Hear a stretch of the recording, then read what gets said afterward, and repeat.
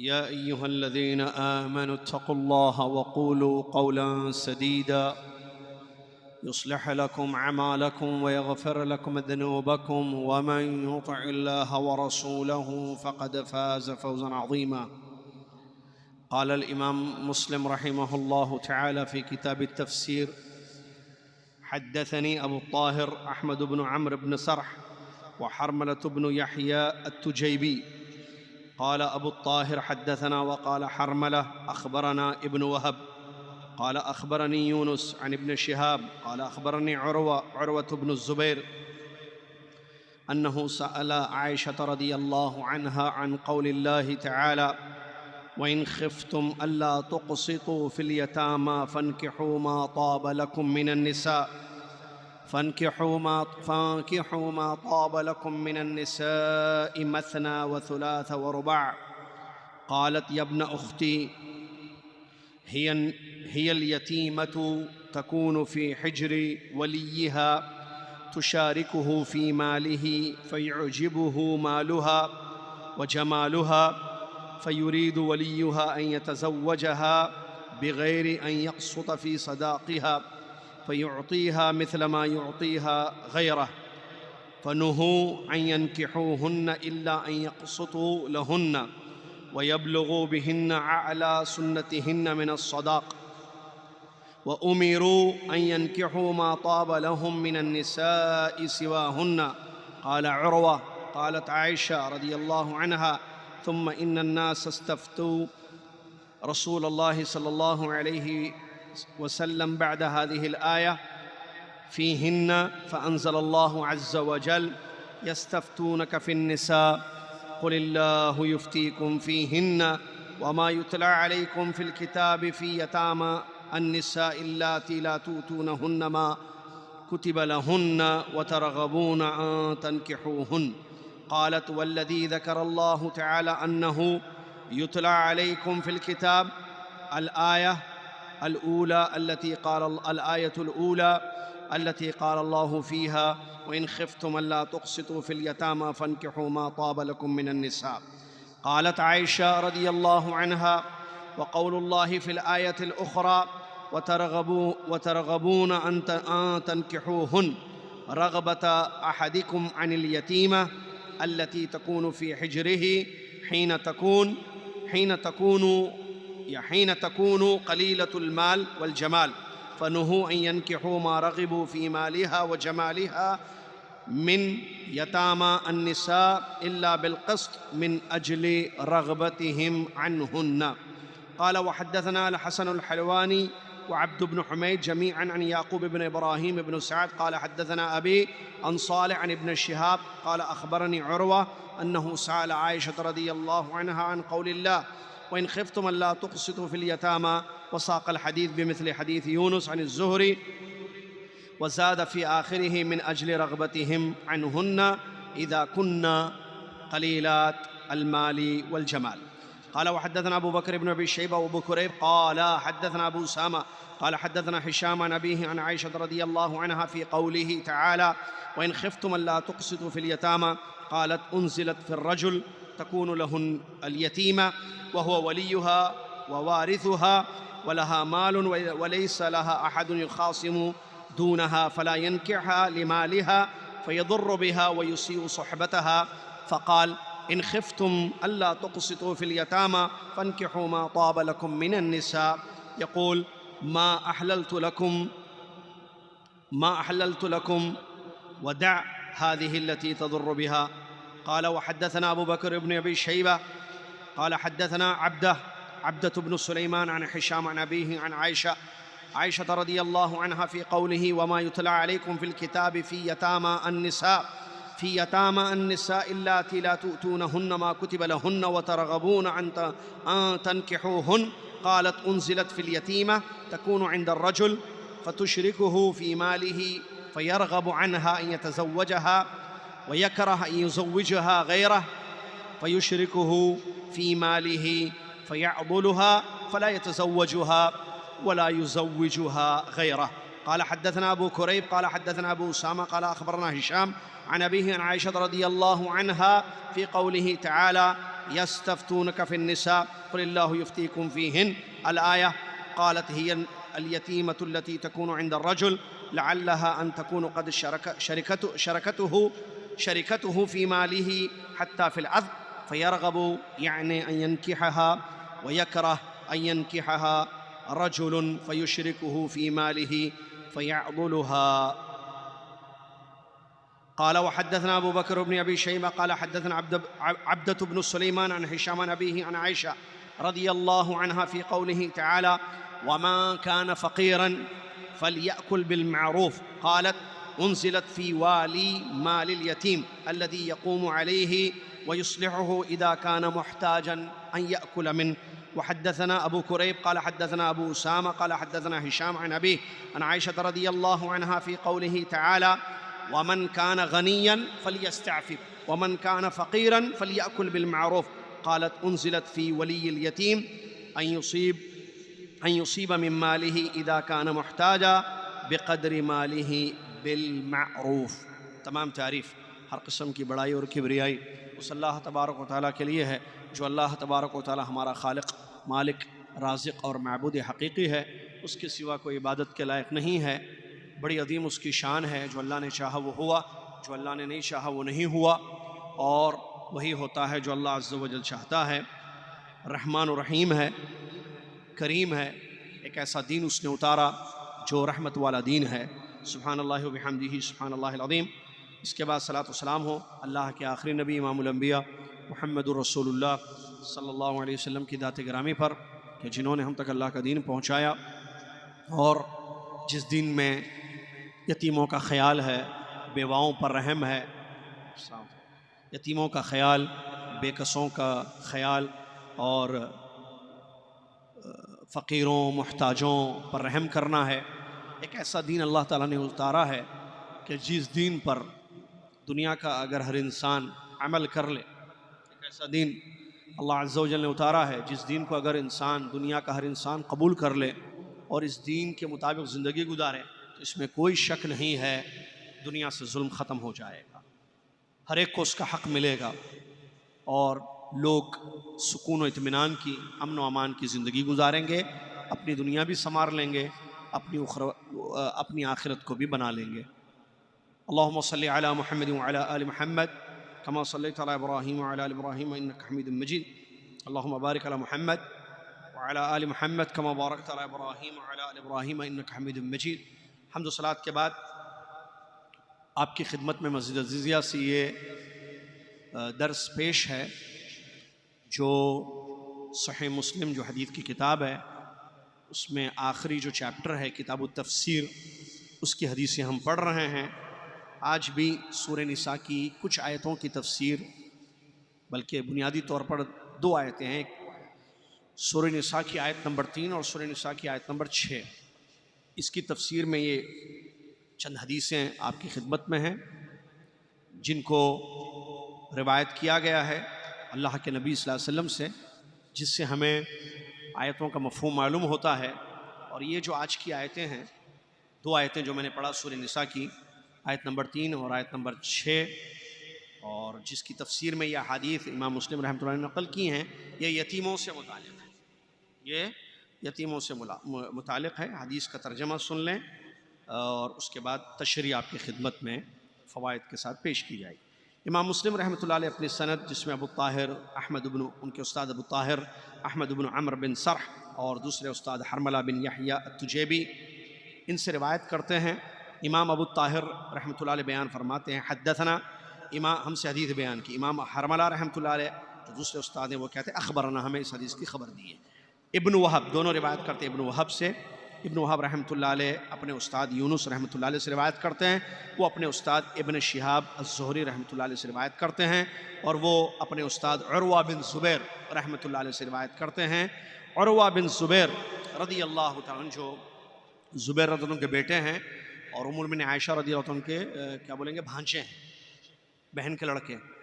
عروہ بن زبیر رضی اللہ تعالیٰ عنہ اپنی خالہ، ہم سب کی والدہ، ہم سب کی ماں، سارے مومنوں کی ماں ام المؤمنین عائشہ رضی اللہ تعالیٰ عنہ سے روایت کرتے ہیں کہ انہوں نے یعنی عروہ رضی اللہ تعالیٰ عنہ نے اپنی خالہ جان امی ہم سب کی امی جان ام المؤمنین عائشہ رضی اللہ تعالیٰ عنہ سے اس آیت کے بارے میں پوچھا. کون سی آیت؟ جو سورہ نساء کی آیت نمبر 3 ہے. وَإِنْ خِفْتُمْ أَلَّا تُقْسِطُوا فِي الْيَتَامَى فَانكِحُوا مَا طَابَ لَكُم مِّنَ النِّسَاءِ مَثْنَىٰ وَثُلَاثَ وَرُبَاعَ. یہ آیت ترجمہ کیا ہے اس آیت کا؟ اگر تم کو ڈر ہو کہ تم یتیموں میں انصاف نہ کر پاؤ، اگر تمہیں ڈر ہو کہ تم یتیموں میں انصاف نہ کر پاؤ تو عورتوں میں سے جو تمہیں پسند ہو ان سے تم نکاح کرو. 2 عورتوں سے نکاح کرو اور 3 عورتوں سے نکاح کرو اور 4 عورتوں سے نکاح کرو. اس آیت کے بارے میں انہوں نے پوچھا عروہ رضی اللہ تعالیٰ نے ام عائشہ رضی اللہ. تو کیا جواب دیا انہوں نے؟ اس کا شان نزول اور اس آیت کی وضاحت کی انہوں نے بتایا. قالت فرماتی ہیں ام المؤمنین عائشہ رضی اللہ تعالی عنہا یا ابن اختی، اے میری بہن کے بیٹے یعنی بھانجے، یہ جس آیت میں اللہ تعالیٰ نے بیان فرمایا یہ یتیم کے بارے میں، یتیم لڑکی، یہ اللہ تعالیٰ نے جو یتیموں کا ذکر کیا اور کہا کہ اگر تمہیں ڈر ہو کہ تم انصاف نہ کر پاؤ یتیموں کے بارے میں تو تم کو عورتوں میں سے جو پسند ہو ان سے نکاح کرو. 2 عورتوں سے کرنا ہو کرو، 3 عورتوں سے کرنا ہے کرو، 4 عورتوں سے کرنا ہے. تو اس آیت کے بارے میں ام المؤمنین عائشہ رضی اللہ تعالیٰ فرماتی ہیں یہ اس یتیم لڑکی کے بارے میں اتری ہے آیت جو اپنے ولی کی نگہبانی میں اور اس کی سرپرستی میں ہوتی ہے.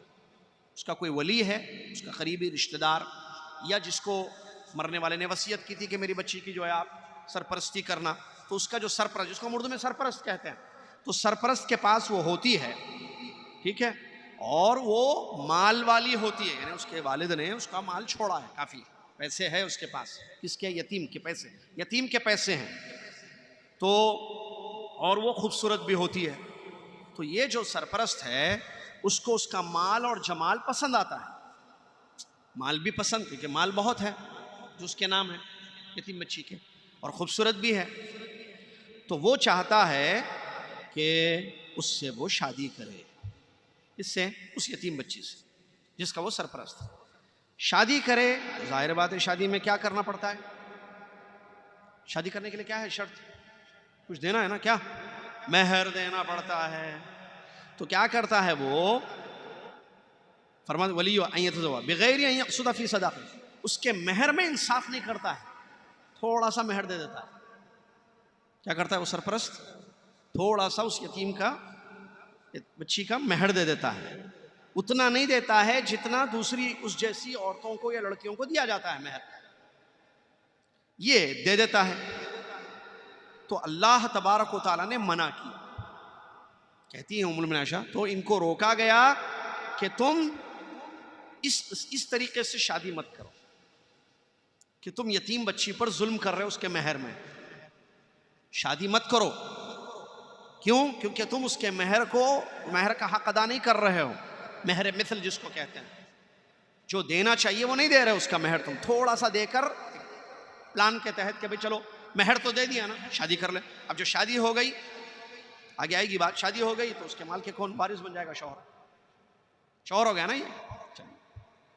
تو اللہ تبارک و تعالیٰ نے منع کیا کہ تم اس ناانصافی کے ساتھ شادی مت کرو کہ وہ جب ان کے مہر کا معاملہ ہو تو تم مہر ان کا ادا نہ کرو. ایسے مت کرو، ظلم یہ ناانصافی مت کرو. اور اللہ تعالیٰ نے یہ حکم دیا ہے، اس سے بہتر ہے اس ناانصافی سے، اس ظلم سے بچنے کے لیے ایسی اور بھی بچیاں ہیں، عورتیں ہیں، لڑکیاں ہیں، ان میں سے جو تم کو پسند ہو ان سے شادی کر لو. اس یتیم کے علاوہ بھی ہے نا، ان میں سے جن کو تم پسند کرتے ہو، جو تمہیں پسند ہو ان سے تم شادی کر لو. عروہ رحمۃ اللہ علیہ رضی اللہ تعالیٰ فرماتے ہیں ام المؤمنین عائشہ رضی اللہ تعالیٰ عنہا نے اس کے بعد مزید اور بیان کیا. فرمایا پھر لوگوں نے آ کر فتویٰ لیا اس آیت کے بارے میں اللہ کے نبی صلی اللہ علیہ وسلم سے. تو اللہ اس آیت کے بارے میں، یہ جو آیت ابھی ہم نے پڑھی کہ جس آیت میں اللہ تبارک و تعالیٰ بیان فرماتا ہے اگر تمہیں ڈر ہو کہ تم انصاف نہ کر پاؤ یتیموں کے بارے میں، یعنی یتیم بچی کے بارے میں، تو عورتوں میں سے جو تمہیں پسند ہو ان میں سے تم شادی کرو، 2 یا 3 یا 4. اس آیت کے بارے میں فتویٰ لینے کے لیے آئے نبی صلی اللہ علیہ وسلم سے. تو اللہ تعالیٰ نے یہ آیت اتاری جو اس کے بعد والی آیت، یستفتونک فی النساء، عورتوں کے بارے میں یہ آپ سے فتویٰ مانگتے ہیں. قل اللہ یفتیکم فیہن، اللہ تعالیٰ کہہ دیجئے کہ اللہ تعالیٰ تمہیں فتویٰ دے رہا ہے ان عورتوں کے بارے میں. وما یتلا علیکم فی الکتاب، اور جو آیتیں تلاوت کی جا رہی ہیں کتاب میں، فی یتاما النساء، عورتوں میں سے جو یتیم ہیں ان کے بارے میں، اللاتی لا تؤتونہن ما کتب لہن، ان کا مہر تم جو ہے ان کا جو مقدر ہے وہ تمہیں ان کو نہیں دیتے ہو. وترغبون ان تنکحوہن، تم مہر ان کا نہیں دیتے ہو اور تم رغبت کرتے ہو، خواہش کرتے ہو کہ ان سے نکاح کریں. تو اس آیت کے بارے میں فرماتی ہیں ام المؤمنین عائشہ رضی اللہ تعالیٰ قالت والذی ذکر اللہ تعالیٰ انہ یتلا علیکم فی الکتاب، وہ اللہ تعالیٰ نے اس آیت میں جو بیان فرمایا کہ جو آیت یا آیتیں یا آیت تلاوت کی جا رہی ہیں کتاب میں، تو یہ وہی پہلی والی آیت ہے جو شروع میں ہم نے پڑھی، کون سی؟ کہ اگر تم کو ڈر ہو کہ تم انصاف نہ کر پاؤ تو دوسری عورتوں سے شادی کرو. اگر یتیم بچی کے معاملے میں تم انصاف نہیں کر سکتے ہو نا تو تم دوسری عورتوں سے شادی کر لو.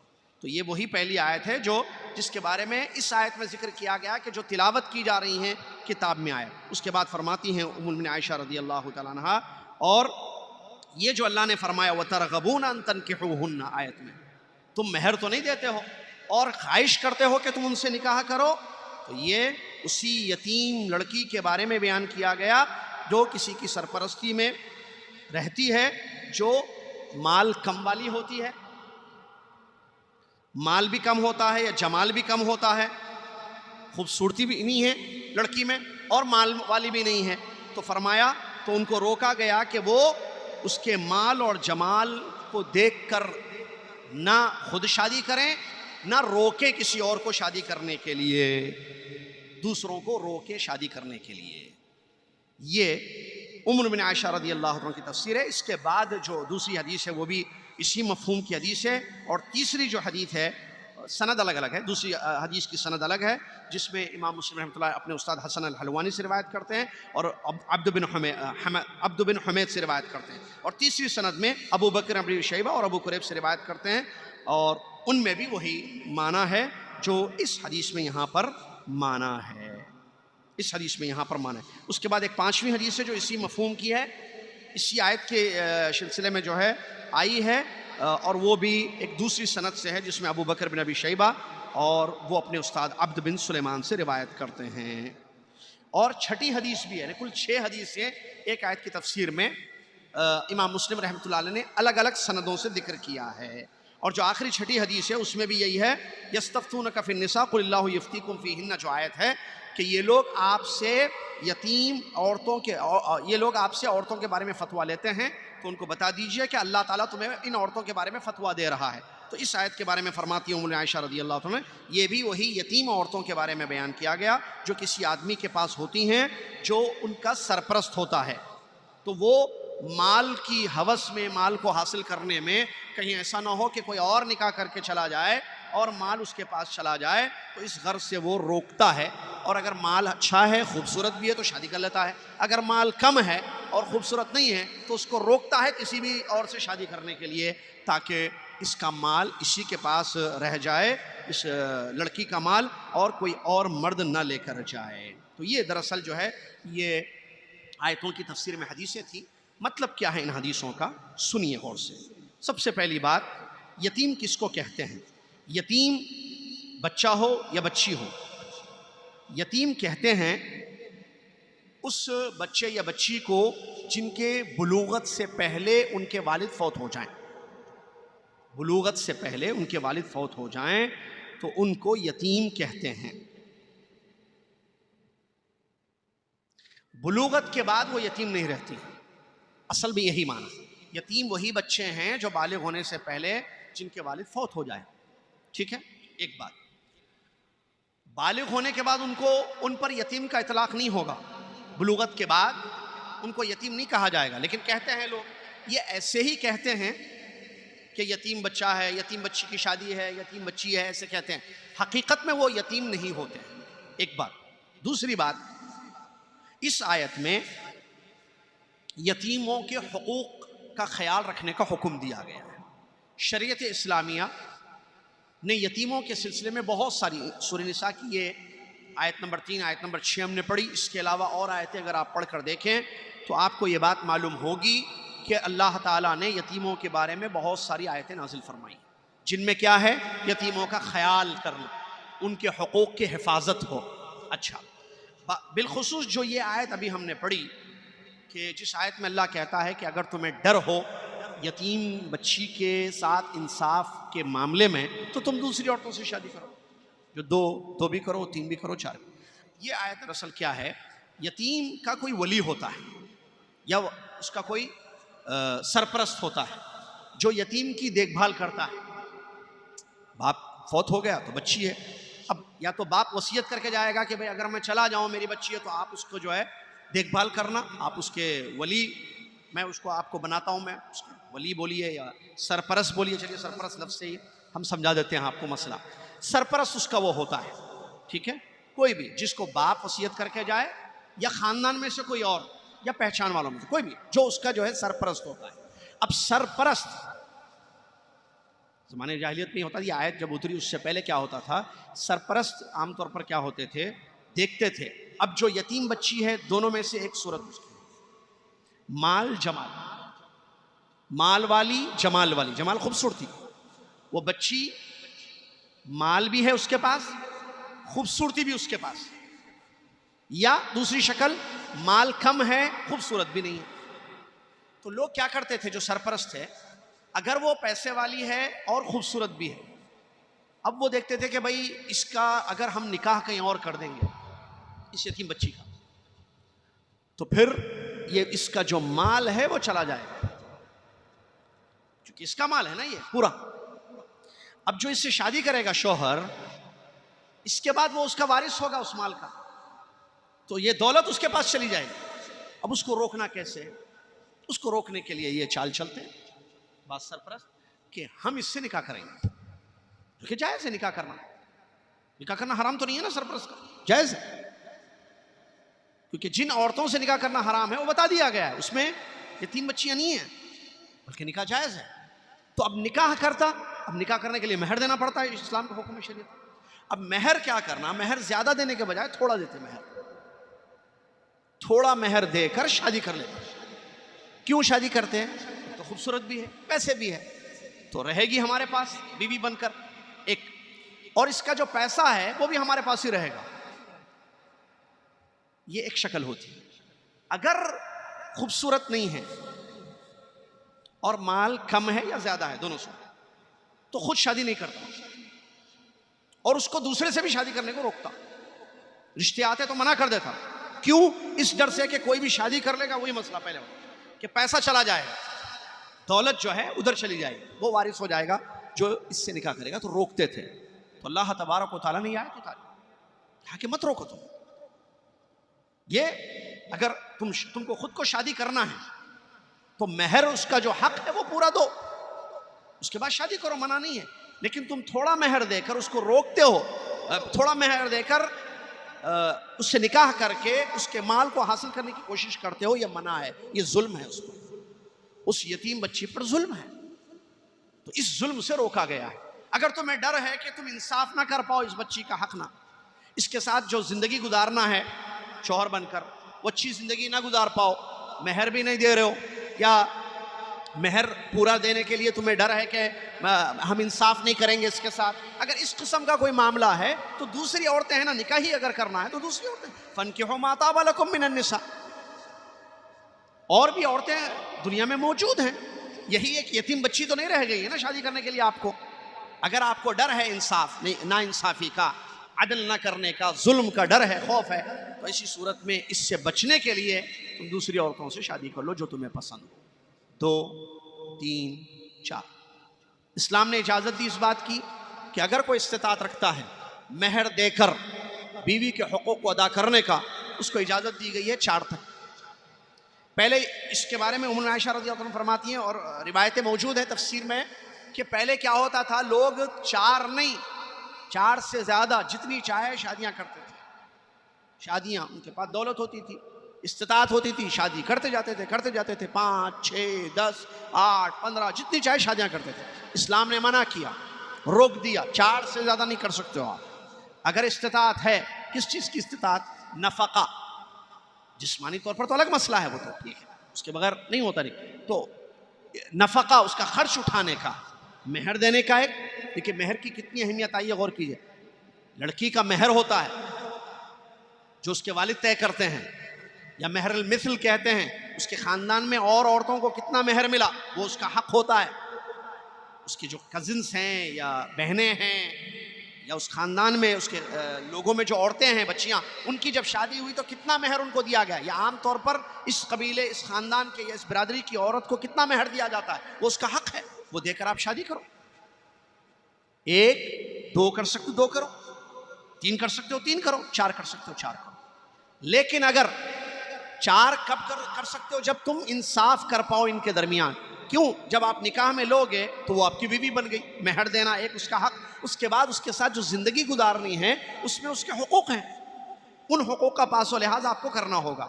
اگر پاس و لحاظ نہیں کرو گے، یا ڈر ہے کہ نہیں بھائی اگر 2 ہوں گی بیویاں تو میں شاید انصاف نہ کر پاؤں، اگر 2 بیویاں ہوں تو شاید میں انصاف نہ کر پاؤں، یا 3 ہو تو میں انصاف نہ کر پاؤں، یا 4 ہو تو میں انصاف نہ کر پاؤں، اگر اس بات کا ڈر ہے تو شریعت نے بیان کیا فواحدہ او ما ملکت ایمانکم، تو تمہارے لیے پھر ایک ہی کافی ہے یا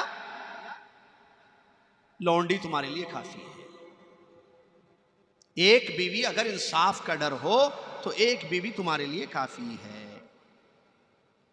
بخاری شریف کی ایک حدیث ہے جس میں اللہ کے نبی صلی اللہ علیہ وسلم ارشاد فرمایا، بلکہ اسی بخاری شریف ہی کی روایت ام المؤمنین عائشہ رضی اللہ عنہا فرماتی ہیں کہ صاحب حیثیت، صاحب جمال یتیم لڑکی کسی ولی کی زیر پرست ہوتی تو وہ اس کے مال اور حسن جمال کی وجہ سے اس سے شادی کر لیتا، لیکن اس کو دوسری عورتوں کی طرح پورا حق نہ دیتا. اللہ تعالیٰ نے اس ظلم سے روکا ہے اور بتایا ہے کہ اگر تم کو گھر کی یتیم بچیوں کے ساتھ انصاف نہ کرنے کا ڈر ہو تو ایسی صورت میں تم ان سے نکاح مت کرو، چھوڑ دو نکاح کرنا، بلکہ تمہارے لیے دوسری عورتوں سے نکاح کرنے کا راستہ کھلا ہوا ہے. تم دوسری عورتوں سے نکاح کرو، چاہے وہ 1 ہو یا 2 ہو یا 3 ہو یا 4 ہو، نکاح کرو بشرطے کہ ان کے درمیان انصاف کر سکو. اور اگر انصاف کرنے کا ڈر، پھر ظلم کا ڈر ہو، انصاف نہیں کر پاؤ تو تمہارے لیے ایک ہی کافی ہے. تو اس آیت سے معلوم ہوا، کہتے ہیں حافظ ابن کثیر رحمۃ اللہ علیہ، اس آیت سے یہ بات معلوم ہوئی کہ ایک مرد جو مسلمان ہو اور حیثیت والا ہو تو ایسی صورت میں 4 عورتوں کو بیک وقت اپنی نکاح میں رکھ سکتا ہے، اس سے زیادہ نہیں رکھ سکتا ہے. جہاں تک اللہ کے نبی صلی اللہ علیہ وسلم کا تعلق ہے، جو اللہ کے نبی صلی اللہ علیہ وسلم نے 1 سے زیادہ شادیاں کی ہیں تو یہ آپ کے لیے خاص تھا حکم، یہ کسی اور کے لیے، امتی کے لیے نہیں ہے، خالصۃ لک. اللہ کے نبی صلی اللہ علیہ وسلم کے لیے خاص حکم تھا کہ آپ 4 سے زیادہ شادیاں کر سکتے تھے، آپ نے کی ہیں 4 سے زیادہ شادیاں، آپ نے نکاح کیا ہے، یہ اپنی جگہ موضوع ہے، یہ آپ کے لیے خاص اجازت تھی. جہاں تک امت کے مسلمان ہیں تو ان کے لیے 1 سے زیادہ 4 سے زیادہ کرنے کی اجازت نہیں ہے. اور ایک بات سبحان اللہ دیکھیے جو اللہ تعالیٰ نے اس میں یہ بات بیان فرمائی ہے، اور تمہیں اس بات کا ڈر ہو کہ تم اگر اس بات کا بھی ڈر ہو کہ تمہارا میلان، تمہارا جھکاؤ کسی ایک بیوی کی طرف ہو جائے گا، 1 سے زیادہ شادیاں کرو گے اور تم اس بات سے اگر ڈرتے ہو کہ تم ایک طرف جھک جاؤ گے، یعنی ایک بیوی تمہیں پسند آئے گی، دوسری بیوی پسند نہیں آئے گی، اور جو بیوی تمہیں پسند آ گئی تو اس کی خاطر توازی یا اس کو کیا اس کے حقوق اچھی طریقے سے ادا کر رہے ہو، اور جو پسند نہیں ہیں اس کے ساتھ ظلم کر رہے ہو تم، نعوذ باللہ من ذالک. تو ایسی صورت میں تمہیں اچھا یہی ہے کہ تم اس کو روک دو اور ایک ہی شادی پر اکتفا کرو. ایک سورہ نساء کی دوسری آیت میں اللہ تعالیٰ فرماتا ہے وَلَن تَسْتَطِيعُوا أَن تَعْدِلُوا بَيْنَ النِّسَاءِ وَلَن تَسْتَطِيعُوا أَن تَعْدِلُوا بَيْنَ النِّسَاءِ وَلَوْ حَرَصْتُمْ فَلَا تَمِيلُوا كُلَّ الْمَيْلِ فَتَذَرُوهَا كَالْمُعَلَّقَةِ. سبحان اللہ. دیکھیے سنیے، وہ لوگ جو 1 سے زیادہ شادیوں کو ابھارتے ہیں کہ کرنا چاہیے، واجب ہے، پتہ نہیں کیا کیا مسئلے بتاتے ہیں. واجب نہیں ہے میرے بھائی، 1 سے زیادہ شادیاں کرنا واجب نہیں ہے، بلکہ ایک شادی میں بھی تفصیل ہے کہ کس کے لیے واجب ہے، کس کے لیے واجب نہیں ہے. وہ موضوع نہیں ہے ہمارا کہ ہم اس پر تفصیل سے گفتگو کریں. جو لوگ ابھارتے ہیں مردوں کو، کہتے ہیں کہ کرنا چاہیے، دیکھیں اسلام نے اس چیز کی اجازت دی ہے، اس میں کوئی دو رائے نہیں ہے. قیامت تک یہ آیتیں تلاوت کی جائیں گی. 1 2 3 4 شادیاں جائز ہے، حلال ہے. نہ کسی عورت کو خوش کرنا ہے، نہ کسی مرد کو خوش کرنا ہے. آدمی اللہ کو خوش کرنے کی کوشش کرے، اللہ تعالیٰ نے اجازت دی ہے، اس میں کوئی دو رائے نہیں ہے. شرط اللہ نے ایک رکھی ہے، وہ ہے عدل انصاف. اور اس آیت کو دیکھیے، ایک اس آیت کی بھی غلط تفسیر پیش کرتے، جو آیت ابھی میں نے پڑھی ترجمہ کر دیتا ہوں، سنیے. وَلَن تَسْتَطِيعُوا أَن تَعْدِلُوا بَيْنَ النِّسَاءِ وَلَوْ حَرَصْتُمْ. تم چاہ کر بھی مکمل اپنی عورتوں، اپنی 4 بیویوں کے یا 1 سے زیادہ بیویوں کے درمیان عدل نہیں کر سکو تو پھر فلا تمیلوا کل المیل، پوری طریقے سے کسی ایک کی طرف مت جھک جاؤ. سنیے کیا کہہ رہا اللہ قرآن میں. تم نے چاہ کر بھی 100% انصاف نہیں کر سکتے ہو. دیکھیے تعدلوا ولن تستطيعوا ان تعدلوا بین النساء، تم اپنی بیویوں کے درمیان ہرگز ولو حرصتم، اگرچہ تم حریص ہو اس چیز کے، ہرگز تم مکمل انصاف نہیں کر پاؤ گے. پھر کیا کرنا جب ہرگز مکمل 100% انصاف نہیں ہو سکتا؟ سمجھ میں آ رہا ہے؟ کسی نے شادی کی 100% تو نہیں ہوگا تو کرنا کیا پھر؟ فلا تمیلوا کل المیل، اگر 1 سے زیادہ بیویاں ہیں تو تم کسی ایک کی طرف مت جھک جاؤ. فتذروها کالمعلقہ، اور دوسری کو لٹکا دو. یہ قرآن ہے اللہ کا کلام.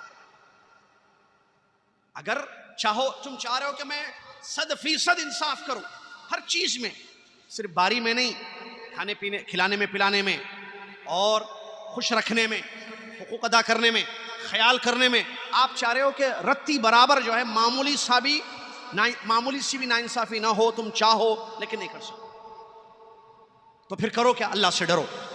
کتنی بڑی بات اللہ تعالیٰ نے بیان فرمائی. فلا تمیلوا کل المیل فذروها کالمعلقہ، تو تم پھر تم کسی ایک کی طرف جھک کر دوسری بیویوں کو جو ہے لٹکا دو. لٹکانے کا مطلب چھوڑ دو کہ ان کا کوئی خیال نہیں کر رہے ہوتے.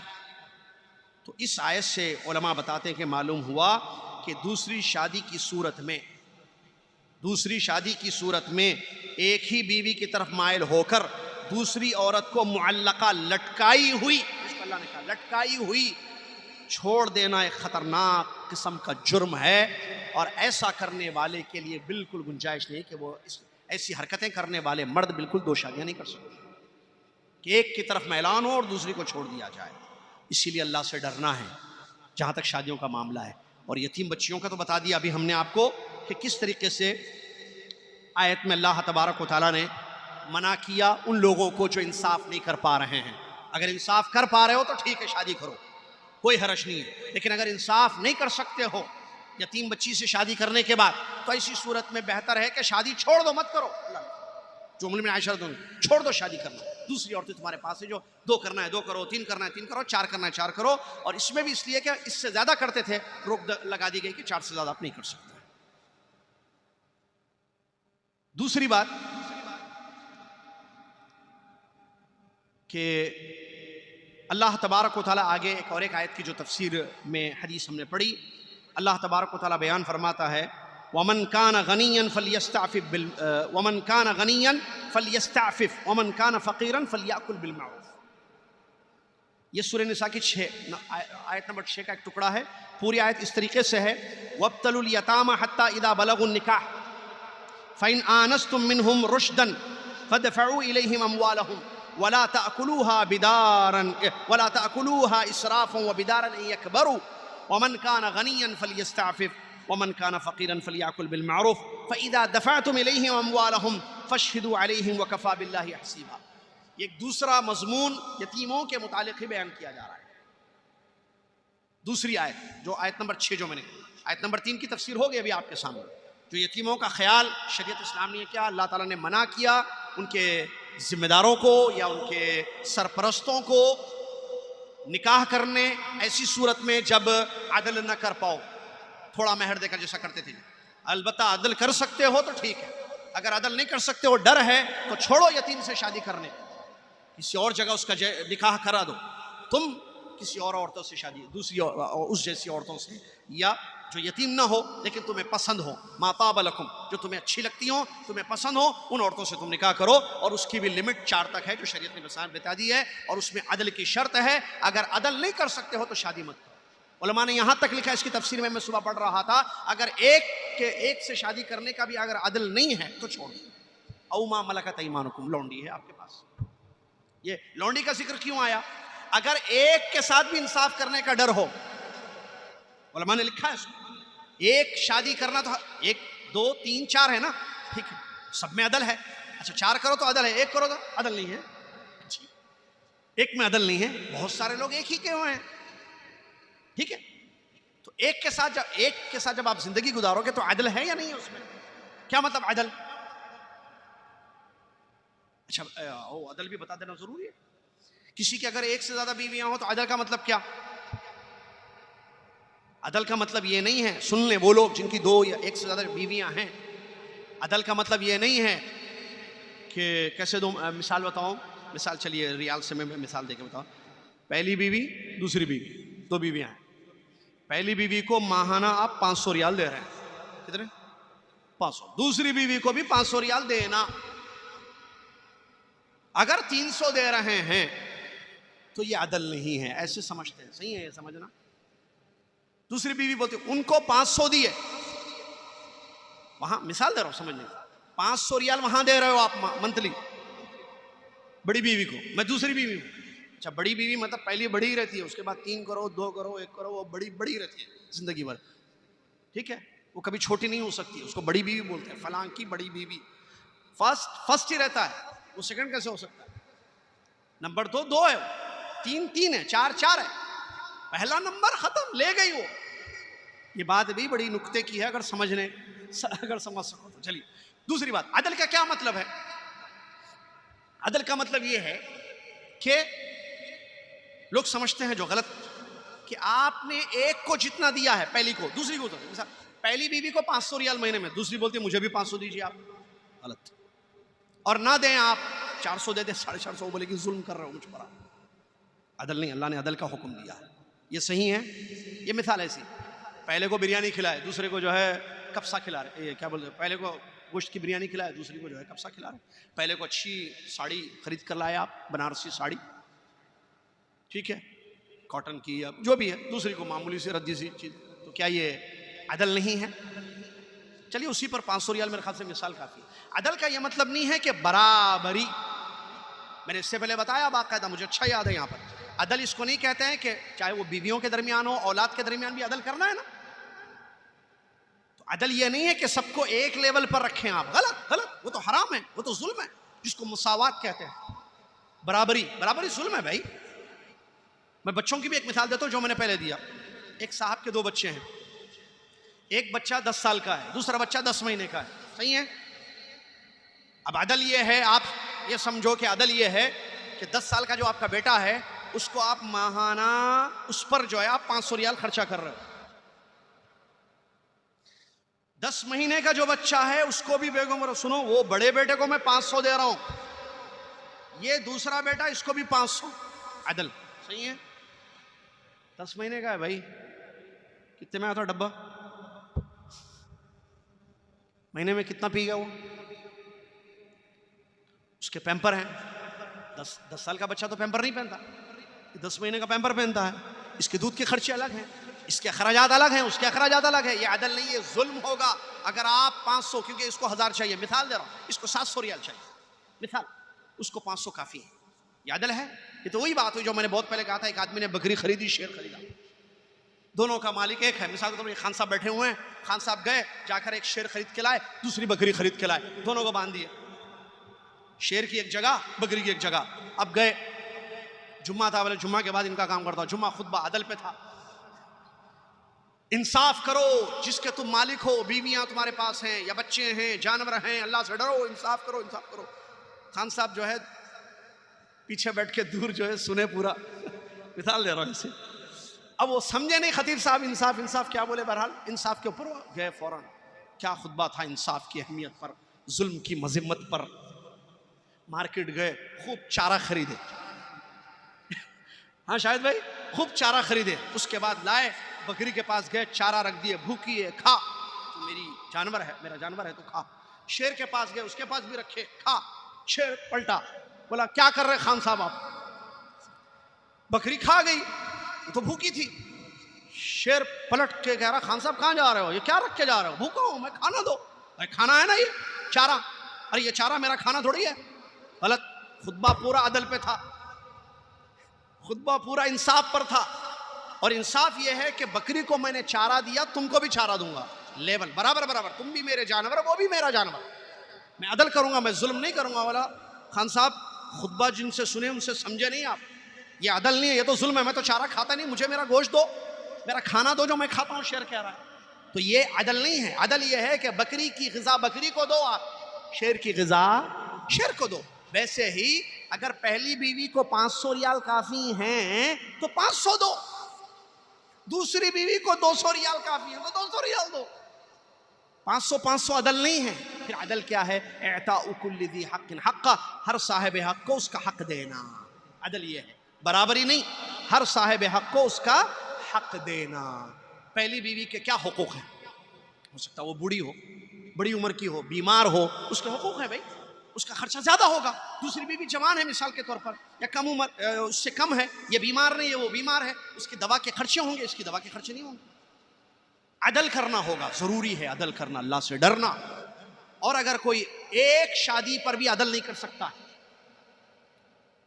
اس کے پاس ڈر، اس کو ڈر ہے کہ میں جیسے شادی کیا ہی نہیں مرد نے، اب شادی کرنا چاہتا ہے تو ڈر ہے کہ میں انصاف نہیں کروں گا، اس کو ڈر ہے، اس کی کنڈیشن وہ بہتر جانتا ہے، وہ کہے کہ میں انصاف نہیں کر سکتا ہوں، تو وہ اس کے لیے لونڈیاں ہیں، کیونکہ لونڈیوں پر خرچہ آزاد بیوی پر اتنا نہیں ہوتا ہے، جو آج کل تو خیر لونڈیاں نہیں ہیں۔ تو پھر آج کیا کام کرے گا انسان؟ آج کا نوجوان روزے رکھے گا، پھر اس کے بعد جب وہ صاحب حیثیت ہو جائے تو وہ شادی کرے گا۔ اور حقوق پہلے معلوم ہونا چاہیے، جو کتاب و نکاح میں انشاءاللہ جب یا نکاح کی آیتیں آئیں گی تو وہاں ہم بتائیں گے کہ ایک بیوی کے کیا حقوق ہوتے ہیں۔ ڈیمانڈز کو چھوڑ دیجیے آپ، ایک بیوی کے کیا حقوق ہوتے ہیں جو شوہر کو چاہیے کہ وہ اللہ سے ڈرتے ہوئے ادا کرے۔ اللہ تبارک و تعالیٰ فرماتا ہے وَابْتَلُوا الْيَتَامَى، یتیموں کے بارے میں، کہ یتیم جب بالغ ہو جائیں تو تم ان کا امتحان لو، تم جانچ کرو، دیکھو، سوجھ بوجھ، سمجھداری ہے یا نہیں ہے ان کے اندر۔ اللہ فرماتا ہے وَابْتَلُوا الْيَتَامَى حَتَّى إِذَا بَلَغُوا النِّكَاحَ، جب بلوغت کی دہلیز پر پہنچ جائیں یتیم جو تمہارے کفالت میں ہیں، تو تم ان کا امتحان لو، ٹیسٹ لو، ان کو آزماؤ، جانچو، پرکھو۔ فَإِنْ آنَسْتُم مِّنْهُمْ رُشْدًا، اگر تم دیکھتے ہو کہ نہیں سوجھ بوجھ کے ہیں، تصرف کر سکتے ہیں مال کا صحیح، سمجھ میں آ گیا کیا غلط کیا صحیح وغیرہ، تو ایسی صورت میں فَادْفَعُوا إِلَيْهِمْ أَمْوَالَهُمْ، ان کا جو مال تمہارے پاس ہے اللہ سے ڈرتے ہوئے امانت کے ساتھ وہ سارا مال ان کو دے دو۔ وَلَا تَأْكُلُوهَا إِسْرَافًا وَبِدَارًا أَن يَكْبَرُوا، اور اس ڈر سے کہ وہ بالغ ہو جائیں تو ان کا مال ان کو دینا پڑے گا، پہلے ہی کھا لینا مت اس مال کو۔ یتیم کا مال جو بالغ ہونے کے بعد رشد اور سوجھ بوجھ کی عمر کو پہنچے وہ، تو ایسی صورت میں واپس کرنا ہے اس کا پورا مال جو امانت ہے آپ کے پاس، تو واپس کرو۔ کب؟ جب سوجھ بوجھ کی عمر کو وہ پہنچے، ابھی میں بتا رہا ہوں، ترجمہ کر رہا ہوں۔ اور اگر تم دیکھتے ہو، اور یہ ایک تو یہ حکم دیا اللہ نے، منع کیا اس بات سے کہ بالغ ہونے سے پہلے کھا لو مت ان کا مال، کہ بالغ ہونے کے بعد دینا پڑے گا، اس سے پہلے کھا لو، پورا خرچ کر لو پورا مال ان کا۔ وَمَنْ كَانَ غَنِيًّا، اگر کوئی مالدار ہے، کون؟ ولی، سرپرست، کس کا؟ یتیم کا، مالدار ہے، فَلْيَسْتَعْفِفْ، یتیم کا ایک پائی، ایک روپیہ، ایک ریال ٹچ نہ کرے، کھائے بالکل میں، اپنے آپ کو روک کے رکھو، مال کو ہاتھ مت لگاؤ تم یتیم کے، کیونکہ تم مالدار ہو۔ وَمَنْ كَانَ فَقِيرًا فَلْيَأْكُلْ بِالْمَعْرُوفِ، اگر کوئی سرپرست، اگر کوئی ذمہ دار یتیم کا فقیر ہے تو وہ بھلائی کے ساتھ کھائے یتیم کا مال، وہ یتیم کا مال بھلائی کے ساتھ کھائے۔ فَإِذَا دَفَعْتُمْ إِلَيْهِمْ أَمْوَالَهُمْ، جب وہ بالغ ہو جائیں، سوجھ بوجھ کی عمر کو پہنچ جائیں، تو ان کا مال ان کو لوٹا دو۔ فَأَشْهِدُوا عَلَيْهِمْ، اور اس کے گواہ بھی رکھ دینا کسی کو، دیکھو بھائی یہ یتیم بالغ ہو چکے ہیں، یہ اس عمر کو پہنچ چکے ہیں جہاں ان کو سمجھ آ گئی اچھی طریقے سے، تو آپ لوگ گواہ رہیے کہ یہ پورا مال ان کا میں ان کو واپس کر رہا ہوں یتیم کو۔ وَكَفَى بِاللَّهِ حَسِيبًا، اللہ تعالیٰ حساب کرنے کے لیے کافی ہے۔ کیا آیتیں ہیں دیکھیے، اس کو سن کر تشریف لے جائیں، آخری آیت۔ اس آیت میں اللہ تبارک و تعالیٰ نے یتیم کے بارے میں کتنی پیاری رعایت ہے اللہ کی جانب سے جو اللہ تبارک و تعالیٰ نے بیان کیا۔ سب سے پہلے آزمانا، یتیم کو چیک کرو جب وہ بالغ ہو جائے۔ دیکھیے بالغ ہونے کے بعد چیک کرو کیا مطلب؟ امتحان لو، اللہ تعالیٰ کہہ رہا ہے اختبار لو ان کا۔ امتحان کس لیے؟ کہ مال کا تصرف وہ کر سکتے ہیں یا نہیں، ان کا مال پڑا ہوا، ان کی امانت ہے آپ کے پاس، آپ ذمہ دار ہو، آپ کیا کفیل ہو ان کے، یا آپ سرپرست ہو ان کے، تو آپ کے پاس ان کا مال رکھا ہوا ہے جو امانت ہے آپ کے پاس۔ اب وہ بالغ تو ہو گئے، بالغ ہونے کے بعد ہر بچے کی سوجھ بوجھ الگ ہے، بعض نہیں سمجھ میں آتا ہے اس کو، بالغ تو ہو گیا ایک شرط. اچھا اور ایک بات اہم بات، جی مال جو واپس کرنا ہے، یتیم کا مال، آپ کے انڈر یتیم ہے، آپ اس کے سرپرست ہیں، اب آپ کے پاس اس کی دولت ہے یتیم کی، تو یہ دولت اس کو لوٹانی ہے 2 شرطوں میں، 2 کنڈیشنز میں. نمبر 1 وہ بالغ ہو جائیں، اس کے بعد فَإِنْ آنَسْتُم مِّنْهُمْ رُشْدًا، سوجھ بوجھ، تم مطمئن ہو جاؤ کہ یہ سوجھ بوجھ سمجھ رہے، سمجھدار ہے، ایسے نہ ہو کہ بیوقوف نہ ہو بچے. بالغ ہونے کے بعد، بالغ ہونا ایک شرط ہے، اور بیوقوف نہیں ہے، مال کا تصرف ان کو آتا ہے. اب اس کی تفصیل میں علماء نے لکھا، اب لڑکی لڑکا دونوں کی سوجھ بوجھ الگ ہے، لڑکا بھی بالغ تو دونوں ہوں گے، بالغ کیسے ہوں گے وہ تو تفصیل آپ جانتے ہیں، لڑکا کب بالغ ہوگا، لڑکی. اب یتیم بچی ہے یا یتیم بچہ ہے، بالغ ہو گئے، ایک چیز معلوم ہو گیا کہ بھئی یہ بالغ ہو گئے. نمبر 2 ان کا امتحان لینا ہے. کیسے امتحان لینا، علماء نے اس کے بارے میں تفصیل سے لکھا ہے. کیا لڑکا ہو تو اس کو تھوڑے پیسے آپ دے کے جو ہے نا ذرا بازار سے جاؤ چیزیں لے کر آؤ، یا یہ چیزیں جو ہے ایسے کر کے آؤ، چیک کرنا اس کو کیا یہ سمجھدار ہو گیا ہے کہ اس کے ہاتھ میں اگر مال دوں میں تو اس مال کا صحیح تصرف، صحیح اس کا یوز کر سکتا ہے یا نہیں، یا جو ہے گنوا دے گا، ضائع کر دے گا، پھر بعد میں جو ہے اس کے لیے نقصان ہوگا. تو یہ چیک کرنا ہوگا اس کی کنڈیشن کو دیکھ کر، اس کا جیسے بازار بھیج دینا کسی نے کہا، اور اس کے دماغ کو ایسے دیکھیے، چونکہ سرپرست کو پتہ چلتا ہے بچے کی حالت کیا ہے. یتیم جو بڑا ہو رہا ہے، بالغ ہو گیا، اب اس کے بعد بھی بالغ ہوتے پورا پیسہ نہیں دے دینا، کہیں ایسا نہ ہو کہ سمجھداری نہیں ہے بچے میں اور وہ پیسہ ضائع کر دے، تو پھر کس کا نقصان ہوگا، اسی یتیم بچے کا ہوگا نا. اچھا بچی کو کیسے، اس کو گھر کے کام دے کر سمجھداری چیک کرنا. اس کو بچے کو تو ٹھیک ہے باہر بھیج سکتے ہیں، بچی کو دیکھنا کہ یتیم بچی کہ وہ سمجھدار ہے یا نہیں ہے. آپ اس کا جائزہ لیں اور امتحان لیں، گھر میں ٹیسٹ لیں، اگر وہ اس میں پاس ہو جائے تو ایسی صورت میں ان کے مال کو آپ لوٹا دیں اور گواہ بنا دیں کہ ہم نے ان کا مال لوٹا دیا ہے. اور دوسری چیز، بالغ ہونے سے پہلے مال مت کھانا ان کا، کیونکہ بالغ ہونے کے بعد دینا ہے. وَلَا تَأْكُلُوهَا إِسْرَافًا وَبِدَارًا أَن يَكْبَرُوا، بڑے ہوں گے تو ان کو دینا پڑے گا ان کا مال، تو بڑے ہونے سے پہلے ہی جب وہ چھوٹے تھے تبھی ان کا سارا مال ہڑپ کر جاؤ، کھا جاؤ، یہ ظلم ہے، یہ ہرگز مت کرو. ایک آیت میں بیان کیا گیا قرآن کے، جو لوگ یتیم کا مال ناحق کھاتے، یہ ناحق کھانا ہے، وہ اپنے پیٹ میں کیا کر رہے ہیں، آگ بھر رہے ہیں، آگ اپنے پیٹ میں. یہ آیت ایک جگہ ہے دوسری. اچھا اس کے بعد یہاں مالدار اور جو ام المؤمنین عائشہ رضی اللہ عنہا کی تفسیر ہے نا وہ بتا کر میں آپ کو کلیئر کر دوں بس. اب سرپرست 2 میں سے ایک ہو سکتا ہے، جو وکیل ہے، والی ہے، یا کفیل ہے، یا سرپرست ہے یتیم کا، وہ یا تو مالدار ہوگا یا تو غریب ہوگا، صحیح، فقیر ہوگا یا غنی ہوگا.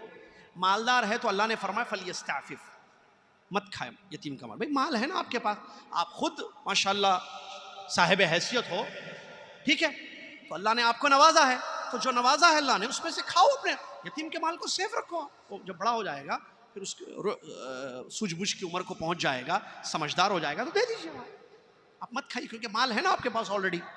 لیکن اگر کوئی غریب ہو، فقیر ہو، سرپرست، یتیم کا مال ہے، وہ خود فقیر ہے، کون، جو سرپرست ہے، کیا اس کو اجازت ہے کھانے کی؟ بالکل اجازت ہے. اس میں تفصیل ہے. اللہ نے فرمایا دیکھیے وَمَنْ كَانَ فَقِيرًا فَلْيَأْكُلْ، جو فقیر ہو، کون، سرپرست، فَلْيَأْكُلْ، کھائے، بالمعروف، اچھی طریقے سے. اب اچھی طریقے سے کھانے کا مطلب کیا ہے، اس میں بہت سارے اقوال ہیں، وقت اتنا نہیں ہے کہ میں تفصیل سے بتاؤں. جو راجح قول ہے وہ میں آپ کو بتا دوں. کسی نے کچھ کہا، کسی نے کچھ کہا، کسی نے کچھ کہا.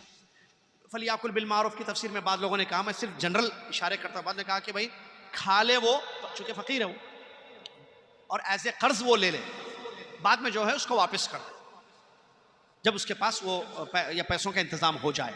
بعض نے کہا کہ صرف جو ہے اپنی ضرورت، کھانا کتنا ہے، جو ضرورت ہے کھانے کے لیے، پینے کے لیے، کپڑے کے لیے، اتنا پیسہ وہ یتیم کا استعمال کرے بس. کسی نے کہا کہ نہیں، بکریاں وغیرہ کو یا کوئی چیز خریدے پیسوں سے، پھر اس چیز سے جو منافع آتا ہے اس کو استعمال کرے. بہرحال بہت سارے ڈیفرنٹ اقوال موجود ہیں. اس میں راجح قول جو صحیح خلاصہ کلام یہ ہے کہ کھا سکتا ہے آدمی. اچھا کھانے کے بعد اس میں اور تفصیل کیا ہے، کیا وہ کھانے کے بعد میں واپس لوٹانا اس پر واجب ہے؟ اب تو کھا رہا ہے کیونکہ فقیر ہے، وہ مسکین ہے، کون، یتیم کا سرپرست. اب کھائے تو بعد میں کیا لوٹانا واجب ہے یا نہیں ہے؟ کسی نے کہا نہیں لوٹانا واجب ہے کیونکہ یہ ایز اے قرض اس نے اس کو لیا ہے، ایسے لینا چاہیے اس کو. کسی نے کہا کہ نہیں لوٹانا واجب نہیں ہے. تو اس میں خلاصہ یہ ہے کہ کھانا جائز ہے بھلائی کے ساتھ، مطلب جتنی ضرورت ہے جس سے وہ اپنی زندگی بآسانی گزار سکے، کھانا پینا مسائل جو ہوتے ہیں، اتنی دولت وہ یتیم کے مال کی استعمال کر سکتا ہے. اس کے بعد لوٹانا اس کے لیے واجب نہیں ہے. اگر احسان کرتے ہوئے یتیم پر وہ لوٹا دے تو کوئی حرج نہیں ہے، اچھی چیز ہے، اس کو نیکی ملے گی. اگر وہ نہیں لوٹاتا ہے تو اس پر کوئی گناہ نہیں ہے. یہی خلاصہ ہے اقوال کا، یہی راجح قول ہے جو اہل علم نے بیان کیا. اس کے بعد آخر میں جو اللہ تعالیٰ نے بیان کیا قابل غور ہے وہ بات، جب تم جو مالدار ہے، ٹھیک ہے، جس نے پیسہ استعمال کیا یا غریب بھی ہے، وہ ضرورت کے تھے، جیسے مثال کے طور پہ 1,00,000 ریال رکھے ہوئے تھے غریب کے، یتیم کے، اس کو ضرورت تھی 10,000 ریال کی جس سے اس کا گزر بسر ہو سکے. 10,000 ریال وہ کھا گیا، باقی 90,000 ریال تو اس کے واپس کرنا ہے نا. تو جب بھی اس کی پیسے اس کو واپس کرنا ہے، جو دو شرطیں ہم نے بیان کی، بلوغت اور سوجھ بوجھ کی یا سمجھداری کی عمر، تو وہ لوٹائے تو 2 گواہ رکھے وہ، یا گواہوں کو رکھے تاکہ جو ہے وہ گواہ رہیں کہ ہاں انہوں نے جو ہے سرپرست نے اس یتیم بچے کا مال لوٹا دیا. وَكَفَى بِاللَّهِ حَسِيبًا. یہ مت بھولنا کہ اللہ تعالیٰ حساب لینے کے لیے کافی ہے، یعنی قیامت کے دن اللہ تعالیٰ حساب لے گا، سرپرست سے بھی لے گا، مالدار اس نے جو کیا کیا ہے وہ بھی لے گا، اور جو غریب ہے وہ بھی لے گا. اس سلسلے میں ایک روایت بھی جو ہے حضرت عمر بن خطاب رضی اللہ عنہ کی ہے کہ اگر اللہ تعالیٰ نے مجھے کسی یتیم کی ذمہ داری عطا کی ہے، میں چاہتا ہوں کہ اللہ تعالیٰ مجھے سرپرست بنائے کسی یتیم کا. عمر بن خطاب رضی اللہ عنہ کی ایک روایت بھی نقل کی ہے اہل علم نے کہ اگر مجھے جو ہے اللہ تعالیٰ مجھے کسی یتیم کا، میں خواہش کرتا ہوں کہ اللہ تعالیٰ مجھے کسی یتیم کا سرپرست بنائے اور میں اس کی سرپرستی کروں، اور جو ہے پھر ضرورت پڑنے پر اس کا مال میں کھاؤں بھی اور اس کے ساتھ اچھا سلوک کروں. یہ اس قسم کی ایک روایت موجود ہے جس کو انشاءاللہ آئندہ درس میں آپ کی خدمت میں پیش کرتے ہوئے اگلی جو ہے آیتیں جو آ رہی ہیں، جو غزوہ خندق وغیرہ کی یا غزوہ احزاب کی سلسلے میں جو آیتیں نازل ہوئی اس کی تفسیر بھی آپ کی خدمت میں پیش کریں گے. آخر میں اللہ سے دعا گو ہوں کہ اللہ تبارک و تعالیٰ مجھے اور آپ کو یتیموں کا خیال رکھنے کی توفیق عطا فرمائے، اور اللہ تبارک و تعالیٰ مجھے اور آپ کو اس عمر بن خطاب رضی اللہ عنہ کا قول مل گیا. میں نے ایک جگہ نوٹ کیا تھا، نہیں مل رہا تھا، سن کر چلے جائیں بجائے کہ میں آئندہ درس میں پیش کروں. ابھی آپ کے سامنے میں وہ عمر بن خطاب رضی اللہ عنہ کا قول پیش کرتا ہوں. عمر بن خطاب رضی اللہ عنہ جس کی سند صحیح ہے، حافظ ابن کثیر رحمۃ اللہ نے نقل کیا اس قول کو. عمر بن خطاب رضی اللہ عنہ فرماتے ہیں انی انزلت نفسی من مال اللہ بمنزلۃ والی الیتیم وان احتجت اخذت منه فاذا ایسرت رددته وان استغنیت استعففت. بڑا زبردست قول ہے. عمر بن خطاب رضی اللہ عنہ فرماتے ہیں میں چاہتا ہوں کہ میں نے اپنے آپ کو جو ہے یتیم اس جگہ پر رکھا ہے جو یتیم کے والی ہوتے ہیں. یتیم کا والی میں بن جاؤں، یعنی یتیم کا سرپرست بن جاؤں، اور اس کے بعد اگر میں حاجت مند ہو جاؤں، ضرورت مند ہو جاؤں، تو میں جتنی میری ضرورت ہوگی اتنا میں اس کے مال میں سے لوں گا.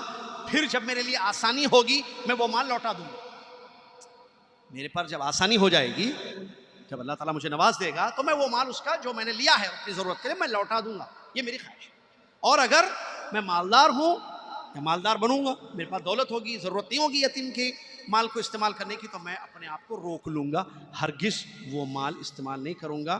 یہ ایک عمر بن خطاب کا قول تھا، جس قول کو سامنے رکھ کر کے بہتر یہی ہے کہ بعد میں اس کو لوٹا دیا جائے، جو کہ واجب نہیں ہے اگر انسان کے ساتھ زندگی میں آسانی ہو. اللہ سے دعا اللہ تعالیٰ یتیموں بیواؤں کا خیال رکھنے کی ہم سب کو توفیق عطا فرما.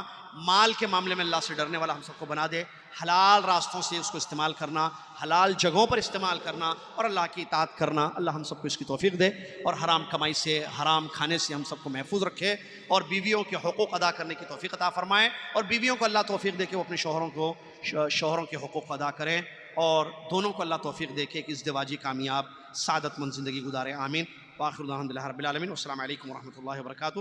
کفارۃ المجلس. سبحانک اللہم وبحمدک، اشہد ان لا الہ الا انت، استغفرک واتوب الیک. السلام علیکم ورحمۃ اللہ وبرکاتہ.